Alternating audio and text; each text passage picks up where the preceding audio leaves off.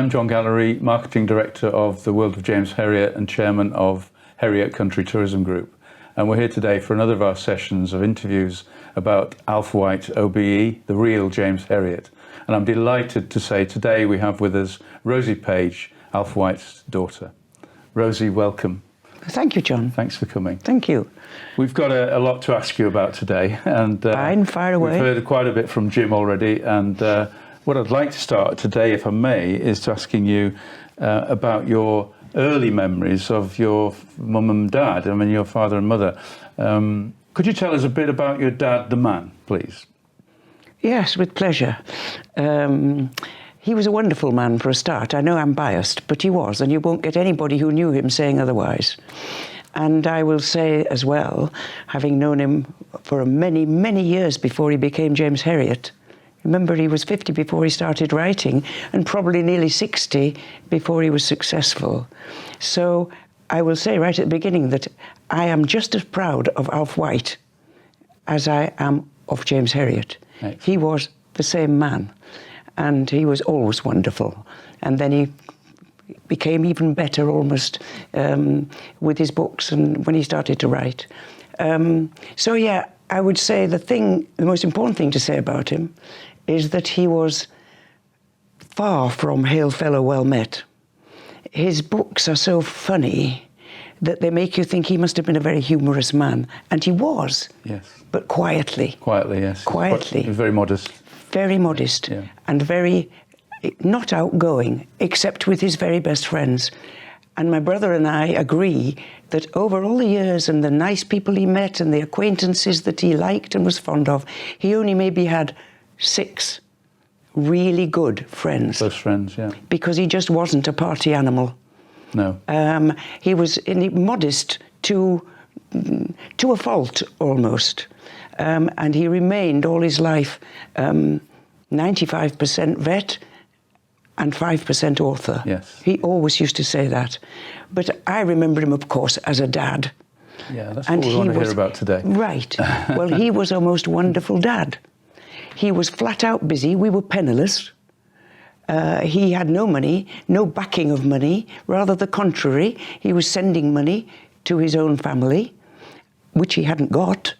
And he was keeping my maternal grandmother because she was widowed early. Right. I was brought up with her living with us. Yes. Which she was a lovely person. Right. And it was a very easy situation. Yeah. But however busy he was, and it was day and night, flat out working, he made time for my brother and I. Oh.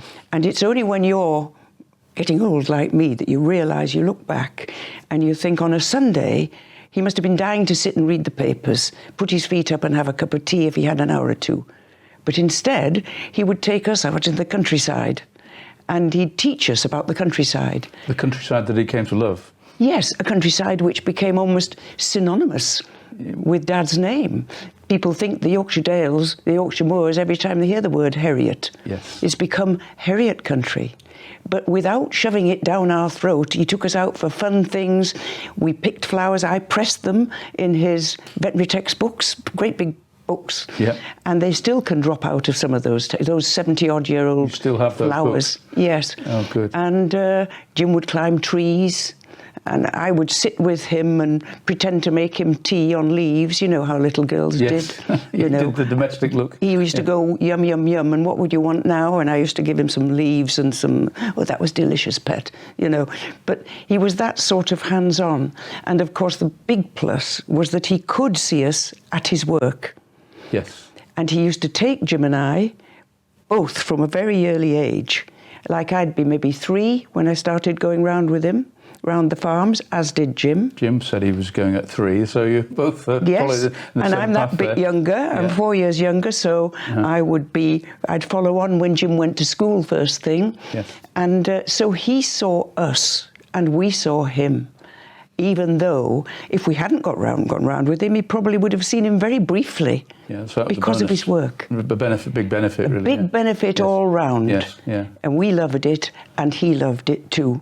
So he was a hard-working, gentle is an adjective that I would describe very much of Dad. He was very gentle. And he was very humorous, but with those he knew very well. Yeah, that sounds really, really idyllic. Yeah. Although hardworking and Yes. committed, yeah. Yes. Tell us a bit about what people want to know about your father.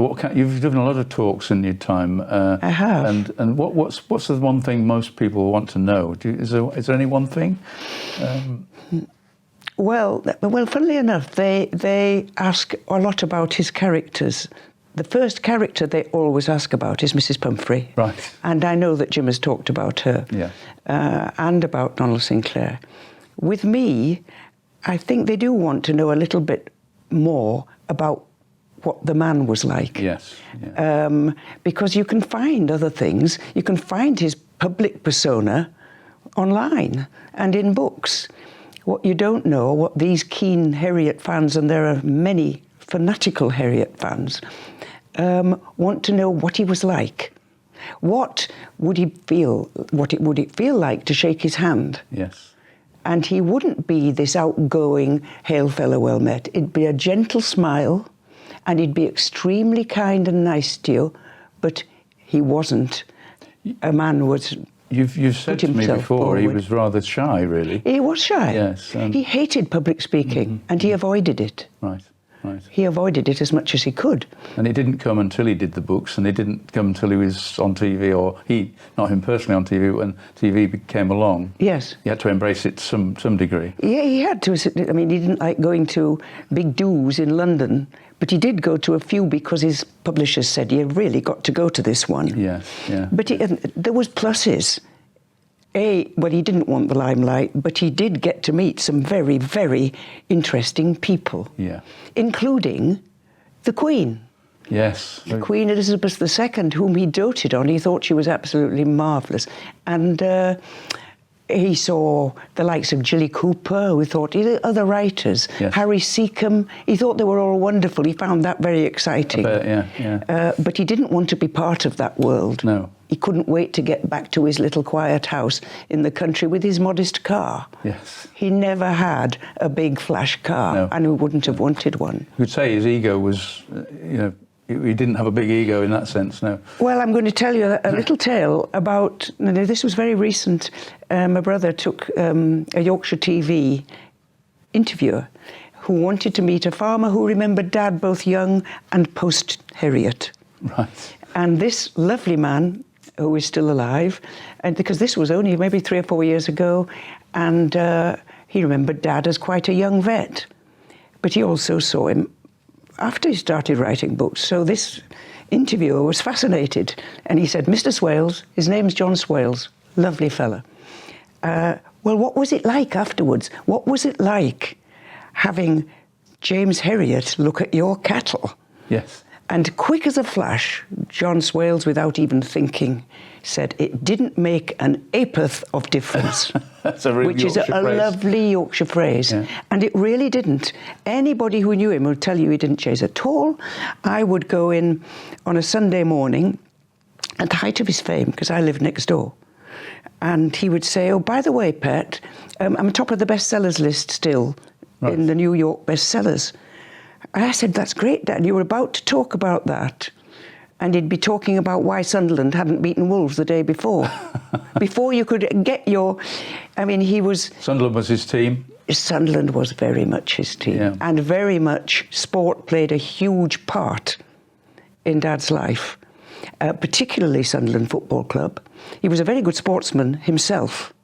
Good runner, good athlete, great tennis player. Right. Played a bit of golf, but never had the time to improve, I don't think, because that was later on. Get a game of tennis in, but not necessarily a full game. Indeed. Of golf. Yeah, yeah. And we had a little tennis court behind the house in Topcliffe Road, a grass court, which Dad tried desperately to not have bad bounces, but I'm afraid he never succeeded. We always had bad bounces. But we had a lovely time. Yes. You'd be setting up for a backhand and it'd go, so you'd have to set up for the forehand. But we used to have lovely family matches. Dad and Jim versus me and Mum. We had a lot of laughs. We've been to that house together, and I now know why that shape of the garden is the shape it is. It's a tennis court at the end, isn't it? It's exactly it. Dad bought a tiny bit of land to add on to it.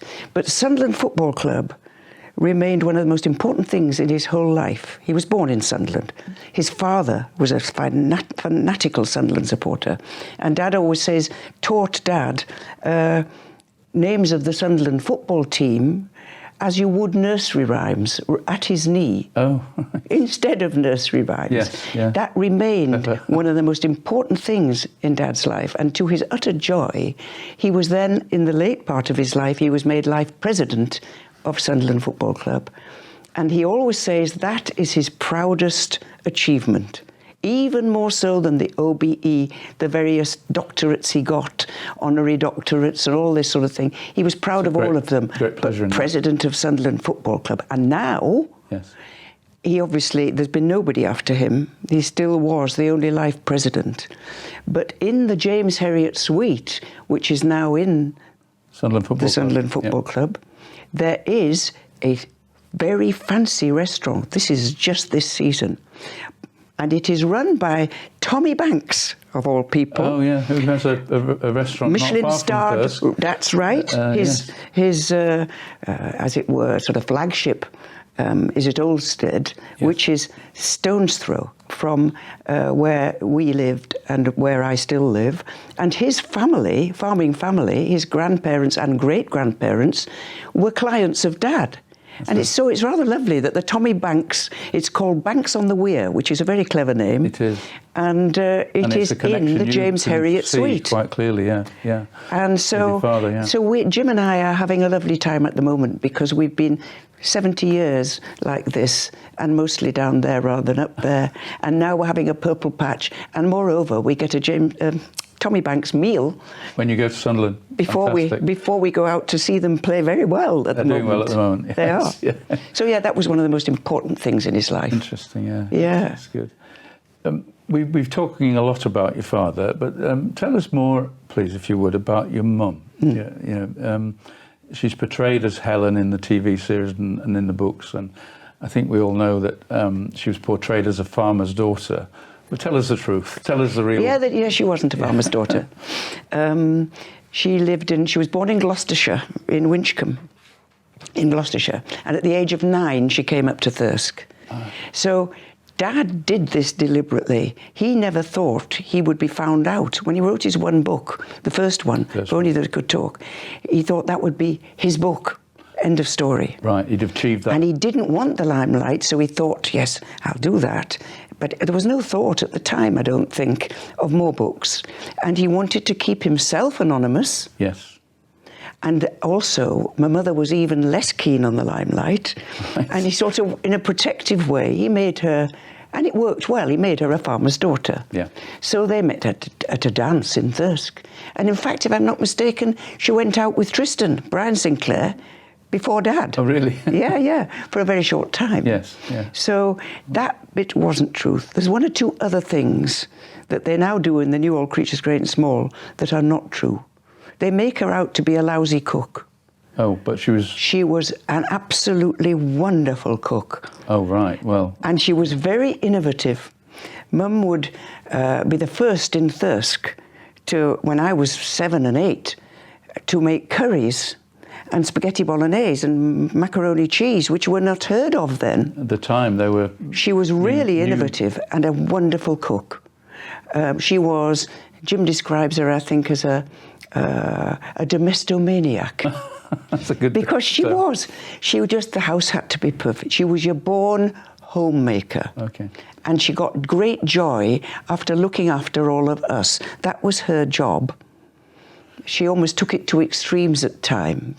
But without her, and Dad hardly mentions anything about her, and in fact so much so that Rachel Shenton, who plays her, a lovely woman, by the way, all the actors are lovely. Oh, yes, yeah. But Rachel rings me occasionally and said, tell me a bit more what your mother would have done in that situation, because Dad gives little away. Of course, so in his books. But you know, because so I tell her, yes, there, no, she wouldn't do that, and we have the odd conversation. That's good. But Mum loved looking after folk. And she also, early on, of course, she worked very hard taking the telephone calls and tracking Dad down on farms without mobile phones. Of course, yeah. And without often farmers with phones. One telephone in the whole building, yes. Indeed. Yeah. So, but they were completely a partnership. They did everything together. Dad would have been no good without her, and she was no good after he died, basically. They were very much a great man has a great woman behind him, and he did. Yeah. That sounds really good, yeah. She was also, I must say, very humorous. Was she? Yeah. She loved to laugh. And she'd get helpless with laughing, as we all did. We laughed en famille. We were very lucky. We did a lot of laughing. Jim and I still do a lot of laughing. I've seen you laughing. yes. So, Do you think then, I'm thinking about Mrs. Hall in the TV series. Yes, oh dear, Very quite prominent in the series. Yes. Do you feel, perhaps, I'm not trying to put words in your mouth, but that Mrs. Hall is partly your mum in the stories? I mean... Oh, no. No. Definitely not. Okay. Nothing like. No. What is the Mrs. Hall character then? I mean, is there a real person? In Dad's books, if you read his early books, they had a sort of housekeeper who didn't live in. Was she called Mrs... Did Dad call her Mrs. Wetherell? No, you called her Mrs. Hall. I think her name was Mrs. Wetherell. But anyway, she lived elsewhere. Yeah. She'd come in and cook for them and clean for them and then go home. I see. But I gather with the new All Creatures... Everything, of course, has to be terribly PC nowadays. It didn't in the first All Creatures, but now it has to be. And they needed a big female character. Yes. That was their motive. So they made up Mrs. Hall, really. I see, yeah. And then, of course, once you've made up something, you have to continue the lie. You have to elaborate on that. Yeah.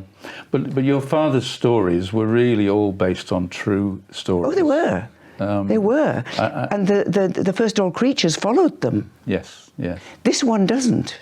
Well, I suppose there's artistic license is the phrase, but people are loving the series. And we love them. We love them too, but we have an input in that we see the scripts. Right. And we don't often think they're wonderful, but we know they'll make a very good job because they are such good actors, such good producers. The scenery is fantastic, the direction is fantastic, and they feel good. And they have the Herriot ethos. But they do not follow the stories. And occasionally, if Jim or I have said to the producer, a lovely woman called Melissa Gallant was the one that did most of it, and we'd say, but Melissa, there wasn't black farmhands. I'm far from racist.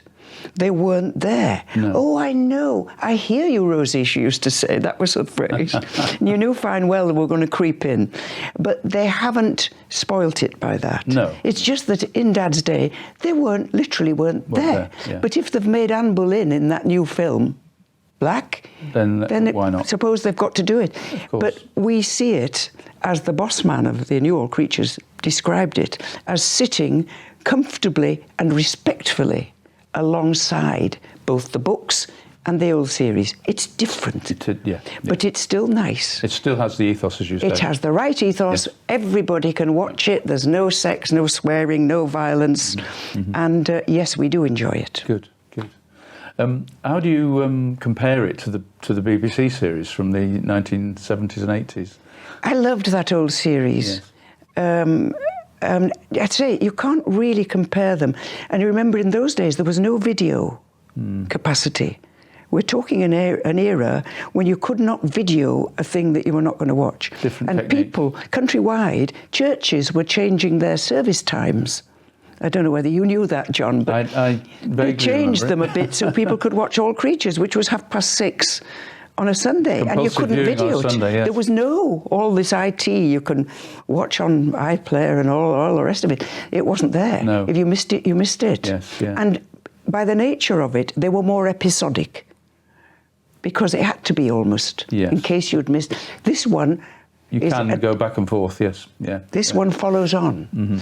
And it's an entirely different ball game. Yes. Yeah. I loved the old All Creatures, but I'm loving this as well. Good. Oh, it's good to hear. Yeah. And they're kind to Jim and I, because we are old folk, but they are very generous to us in every way and welcoming. So much so, they let us go to see our mum and dad get married. You knew that, didn't you?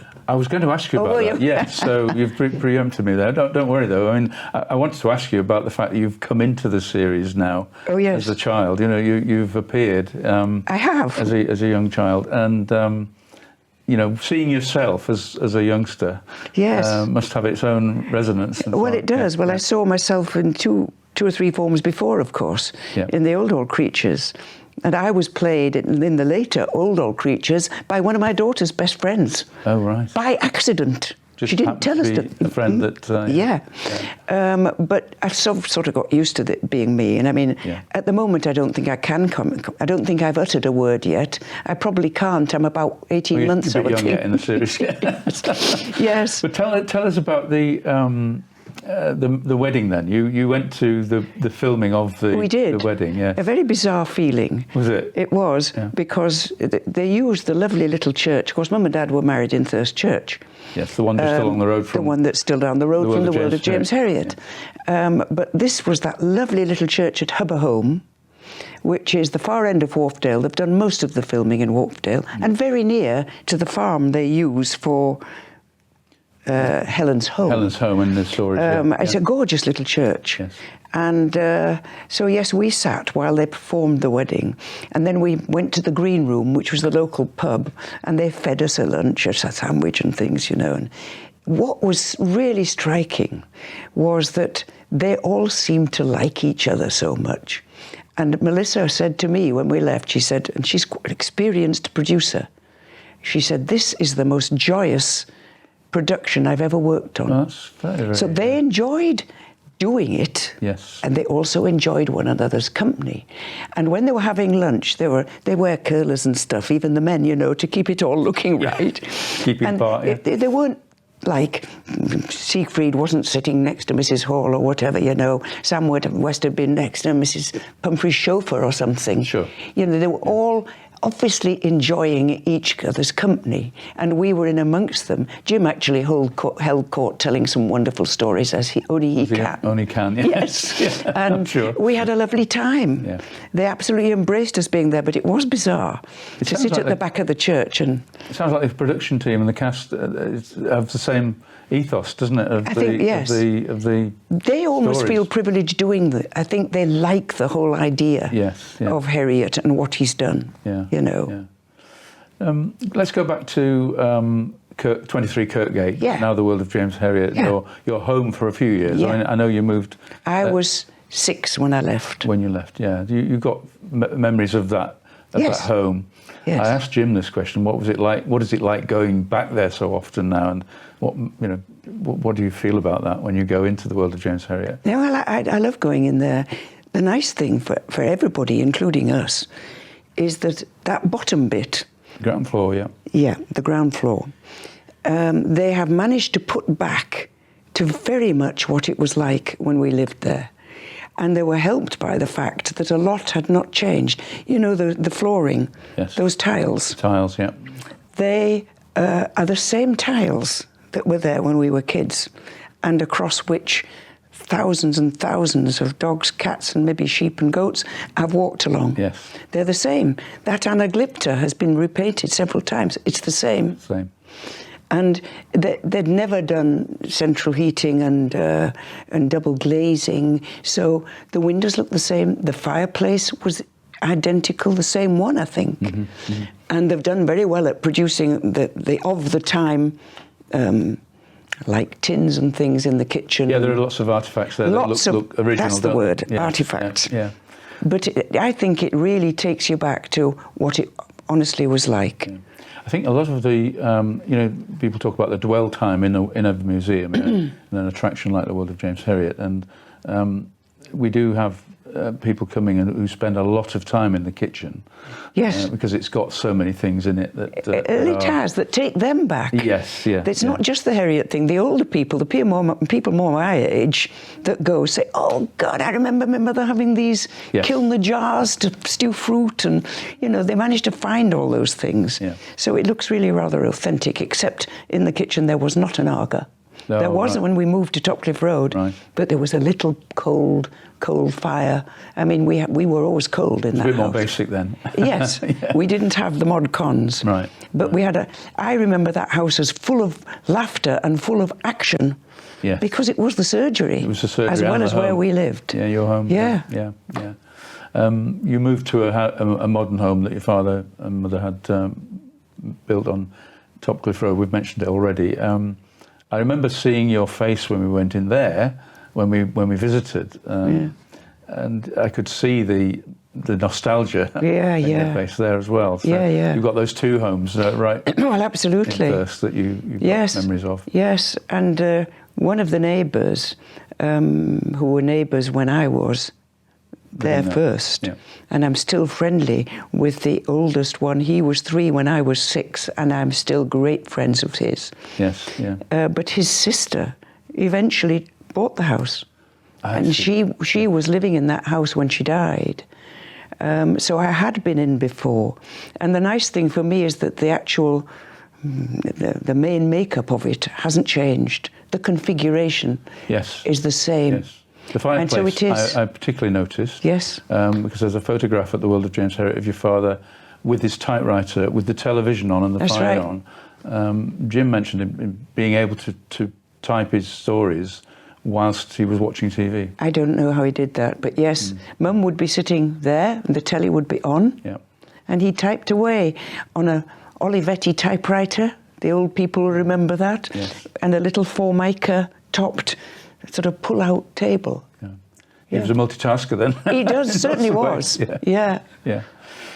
What do you feel about the continuing success of your father's legacy? I mean, it started in the 70s with that first book, If Only They Could Talk. When the Americans started getting the books, it was turned into All Creatures Great and Small. They put the first 2 books together. Yes. And there was a massive... That name was mine, by the way. Was it? No, I didn't know that. We had to think of a thing. Actually, my one was Ill Creatures Great and Small. Ill Creatures. That was, I was sort of like he does, it shouldn't happen to a vet, and, you know, it was changing a well-known phrase. Of course, But the Americans said, no, we don't know what it is, but we like All Creatures Great and Small. Which of course comes from the hymn. Comes from the hymn, which the Americans didn't know, you see. Right, But yes. I think the time when this was all happening, the practice was still operating. Oh yes. And but all these visitors were arriving. Yes. Absolutely. Do you remember much about that? I was probably away learning to be a doctor, or just yes. That might have been soon back. Yeah. But now let me ask you about that, because you went out with your father just as your brother Jim did. Yes. And on his rounds and so on. You got into the veterinary practice as a very early child, young child. Did you want to be a vet? Oh, yes. You did? I mean, who wouldn't? I mean, we had a lovely time going with Dad, because it's a different world now. But then it was a farm vet service, It was a large animal practice, is what I'm trying to say, predominantly. And so his day was spent roaming around the countryside, and I would get out and pick the flowers and watch him and get things from the boot for him and open his gates. Lovely life. Enjoyed that. But he very gradually persuaded me. In the first All Creatures, they had it that he was very forceful. He wasn't. Dad hadn't a forceful bone in his body. He would say, now, pet, you wouldn't like doing this, would you? That's a persuasive approach, Yes. rather than... Wouldn't you rather be a doctor? No, I don't mind doing this, Dad. Eventually, he persuaded me. His motive was that in those days, there weren't many lady vets at all. No. Now it's the other way around. It is, yeah. But in those days, he didn't want his little girl, as it was, raving about in a cow byre, flat on her face in the middle of the night in amongst all the muck.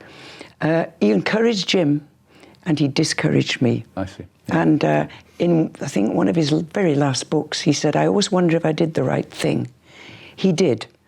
And he said in the same sentence in that book, I think she was a happy doctor. I was. Good. I enjoyed being a doctor in Thirsk. So you went off from Thirsk to, where did you go after, I mean, you obviously had that conversation, what are you going to do after leaving school and and so on. Tell us a little bit about your own life from then.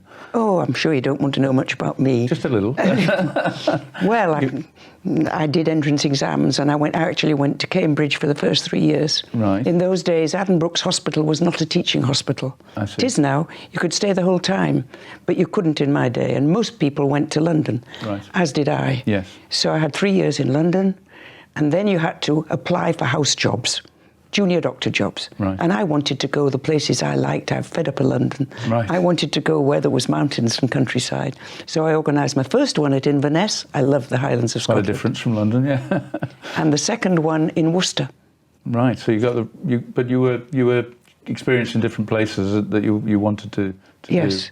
do. Yes. And this is whilst your father's books are growing in popularity. They are growing in popularity. Yes. My first job in Inverness as a houseman, he'd just published If Only They Could Talk. But you couldn't find it anywhere, you know. He was by no means famous, and he didn't make much of that first book. The first one. But I had it with me, and I would lend it to people. And it's a well-fingered book now that I've lent it. I've still got it. Good. A first issue, of course, Yes. with Dad's writing in it. And one of the junior doctor's wife was the librarian at Inverness Hospital. Ah, right. So I lent it to her. It isn't a huge book, as you know. And I came down to breakfast, and there was an old-fashioned doctor's residency. And Hamish McBride, his name was, he came down to breakfast and cursed me to the heights because his wife, Malise, had stayed awake all night reading If Only They Could Talk and had woken him up at regular intervals, laughing her head off. And then the next night, he did the same. So he kept her awake the next night reading the same book. But yes, he wasn't famous then. I used to carry that book with me and lend it to people. Oh, fantastic! Yeah, yeah. Well, you came back to Thirsk eventually. Eventually, after a while, yes. You went to become a GP. I locally? became a GP in Thirsk, yes, which I do not regret. Thirsk is now, because I was only there when I was training, really. So my roots in Thirsk are quite clear. Very, very deep. Yeah.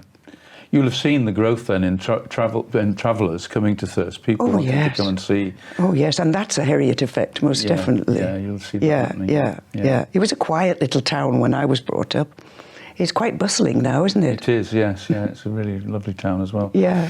What about the characters then that you remember from? Your father's stories are all about the real people, with new names and with perhaps changes slightly to their demeanour and so on. But you must know some of those people. Oh, indeed, yes. Yeah. The one Jim didn't mention was Granville Bennett, who was the doggy vet. He was the small animal vet in Darlington. Yes. Then Jim made him Dad called him Granville Bennett. His proper name was Denton Pettet, and Denton was the most enormously charismatic man. And everything Dad described about Granville Bennett was absolutely spot on. Denton knew he was Granville Bennett, and he liked it, because he was a larger-than-life character. He was a hail fellow, well met. Yes. And he drank too much and he smoked too much, and he died early because of it all, sadly. But yes, a wonderful character and a lovely man. And he would be counted among the half dozen that I told you were Dad's closest pals. Yes, one of his close friends, as well as being a professional colleague, Yeah. So I knew him well, and in those days, anything slightly complicated with a dog or a cat, they'd send through to Darlington. Yeah, so he had the special Now they do skill. it all. Yeah. That's the change that happened, isn't it? We've heard that from Jim, that the practice changed in many ways because of the smaller animals becoming more prevalent in the work. I often wonder if Dad knew or realised that he was actually writing social history. Yes. Because all these little farms he describes, all these characters, they're not there anymore. The guys with 3 or 4 cows and a couple of sheep and, they've scratched a living, they're not there. They're now all big conglomerates. Yeah. So in a way, he is writing history. Absolutely, yeah. We've got a lot of fans around the world for your father's work, and he's left a massive legacy. In fact, we've got a fan club in Russia, in Moscow. Astonishing, isn't it? There are people from China come to visit. Yes. People from, obviously, America's probably the most prolific visitor numbers at the World of James Herriot. What do you feel about all of that in terms of his legacy? I think it is absolutely marvellous. And when you talk about his legacy, there's the very obvious ones, like it's done wonders for tourism, not just in Thirsk, but in Yorkshire and in England in general. The World of James Herriot got the award. You've won several awards, yes. Yeah. For visiting England, That's right. Not just Yorkshire. That's right. So that was an obvious one. Several people became vets because of reading Dad's books. Peter Wright was one of them. Peter Wright, as you probably know, the Yorkshire TV man. Yorkshire vet, yeah. Yorkshire vet. Yeah. He did all his seeing practice and his early life and spent most of his life working with Dad. Yeah, so he learnt his trade. Yeah, so there was the tourism, there was the vets, there was... but for me, the biggest legacy of all, and this is what you're talking about, is the joy and the comfort that his books and their adaptations, both adaptations, the films, the two films, have given to millions of people worldwide. And we find it still, you'll find it if you listen to people at the World of James Herriot, even now, we've had countless letters saying how all these things, particularly the books, but also the adaptations, have helped people through a terrible period of their life. Yeah, it's given them comfort and support. In bereavement, in illness, in going through a really bad phase. People have said to us, your dad's books saved my life. People have literally said that to us. Right. And I mean, they continue to do this good. And yes, the whole legacy is fantastic, and I'm ultra proud of everything that legacy means. But that, for me, is the most important bit. I see. Yeah, good. And the charities. Well, tell me, because you became a doctor, you've were in medical practice in your career, and you now are involved in a number of charities. I am. The most prominent one is Herriot Hospice Home Care. Tell us about that, how that all came about, please. I know you've been doing it for quite a number of years. Over 25 years. Yeah. What Herriot Hospice Home Care is it's to do with supporting terminally ill people and their families, right from the whole journey to the final few days of their life, in various ways, lots of different ways, which I won't tell you all about. Sitting with people, taking them to their appointments. But it's a wonderful little charity. It is a small charity. Small charities have a job surviving. Yes. But taking on the Herriot name did a great deal of good. About 16, 17 years ago. Right, so was it Thirsk Hospice Home Care? No, it was just called Hospice Home Care. I see, yeah. And they said, could we make it Herriot Hospice Home Care? And I said, well, I'll ask my brother. I shouldn't think. I'd been working for them for 10 years. Yes. But Hospice Home Care is a rather bland name. And when it took on the Herriot name, it gave it a whole new personality. And with that, I've done every job that Herriot Hospice Home Care has to do.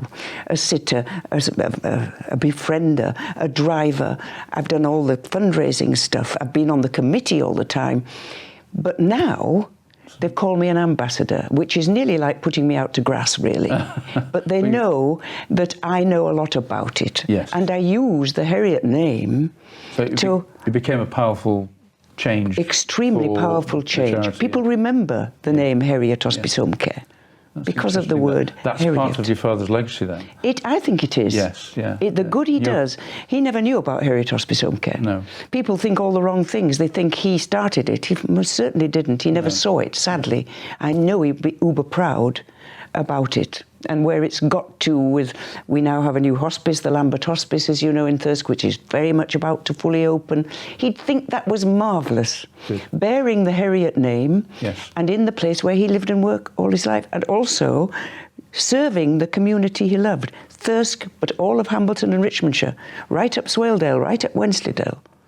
Serving his area, Herriot country. The very area he was writing about. Indeed. Yes, yeah. So that's my motive, is to try and use Dad's name for charities I think that he would approve of. Yes. He'll never know about it, but I think he would approve. That's good, yeah. One of the other charities is also got a really interesting link you told me about, which is about the countryside. Tell us about that one. Oh, yeah. Well, that's... Because the countryside this is much more recent. Very, very prevalent in the TV series, both the early one and the current one. And one of Dad's big loves. Yes. His life was very much... His family would be at the top. His dogs would come second, I think. And his work, of course. But then he had a huge interest in reading, in music, classical music more than, and in the countryside. Mm-hmm. And he taught us to it. He taught Jim and I to love the countryside, if you like. Without being bombastic, he just showed us it. Well, yeah, you were with him on those trips. And, with him on the trips. And he adored the Dales, even though he didn't work as much in the Dales as he did in the Thirsk area. He adored going to the Dales. And there is a small charity called Yorkshire Dales Millennium Trust, which I have been with maybe just 5 or 6 years, and an ambassador for them. But it's a matter of using the Herriot name to help the charity that you know Dad would approve of. The legacy and the leverage and... Exactly. Yeah. People remember the name. So we now have a James Herriot plantation, a James Herriot wood in Skeldale, which was his favourite dale. There was no doubt about that. And barns that we have not renovated, we've shored up. Like new roof, new, so they don't fall apart. Protecting new windows for the future, which would change the whole landscape of the landscape he loved. If they deteriorated, the landscape would change. Exactly. Yeah. So we now have a James Herriot plantation, which was sold out very fast in terms of the 1,800 trees it has, in a beautiful position, which Dad would love, looking right up Skeldale. Right. Yeah. So yes, I'm trying to use that name in a way I think he would thoroughly approve of. Yes. And it has helped these charities big time. In fact, the actors, you may well not know this, John, but there's a video which I think they ought to post on their website. They put it on Facebook or something, but I'm too old, I don't like Facebook. But there's a little video which they persuaded the 4 main characters in the New All Creatures Great and Small. They dug some trees in. They planted some trees. For the Millennium Trust. For the Yorkshire Dales Millennium Trust. Yes. They have a plantation above Grassington, which is where they were filming. Yes. So Jim and I went up there, and they did a little video and it was Nicholas Ralph, Dad, Rachel Shenton, Mum, Sam West, Siegfried, and Callum Woodhouse, Tristan. And they were good enough to be up there on the windiest day in Christendom. All our hair is doing this. But there's a little video that they will probably use more now. Again, it's a matter of people taking an interest, something to do with James Herriot. What we're saying is it's protecting the countryside, the very countryside that is depicted in the TV series. And they don't have to change much at the moment because it looks the same as when Dad... Yes. But if it wasn't shored up, and if the walls were allowed to fall down, and those beautiful flower meadows went awry, if they didn't protect them. Yes. And if they didn't bring on young people, which is another thing they do, to enjoy the countryside, often underprivileged ones who've never seen it, and are then sold on it for life, become apprentices, It's a wonderful little charity. And I mean, Dad obviously didn't even know it existed. I know he'd like it. He'd like it. It fits in with, again, back to the ethos and legacy. It did. Yeah. It does. Yeah. It's a force for good. That's the long and the short of it. The word Herriot has become a force for good. Rosie, I think we'll finish there for the moment. Thank you so much for coming today. And, it's my pleasure, John. Thank you. I hope we can do this again Thank you. soon.